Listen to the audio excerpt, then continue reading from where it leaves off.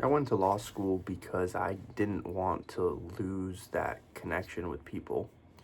I was on the 4 year path to med school, got the undergraduate degree in biochemistry, was even studying for the MCAT.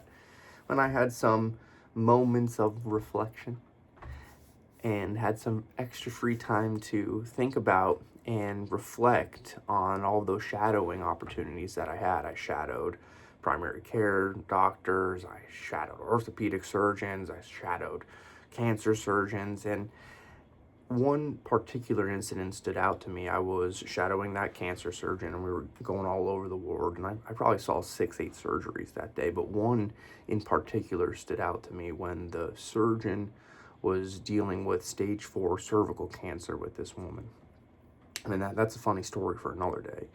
But when we were talking about the surgery, he plainly looked at me and said, "This woman's gonna die. We're just trying to make her life a little less miserable." And then boom, right back to work. And that at the time really struck me because of how cold he came off. This wasn't at that moment a human. It was just another job for him. So with that free time, I did some research, and I found that there's this concept in psychology called emotional saturation. It happens to all different types of people. It happens to surgeons in the emergency room, it happens to EMTs, police officers, people in the military. When you are exposed and overexposed to traumatic situations, your body and mind, in order to deal with that, learns how to cope by playing it off. Essentially, once you've been exposed to trauma over and over and over again, it has less and less and less of an impact. And at least for this doctor, what struck me was essentially how efficient he was at shifting. This individual is not a human. I have a job to do. And I didn't want to lose that connection with people.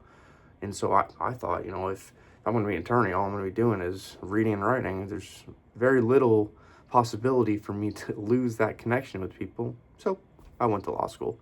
It was a last minute decision. It was my last year of undergrad. I switched courses. I was using the Kaplan MCAT course, and I called them to say, "Hey, I don't want to take the MCAT anymore. I'd like to study for the LSAT. Can I switch into the LSAT course?" And they're like, "Sure, yeah, sure." I don't remember if there was a fee difference or anything. I missed maybe a week of the course. They said, "Jump on in," and the rest is history.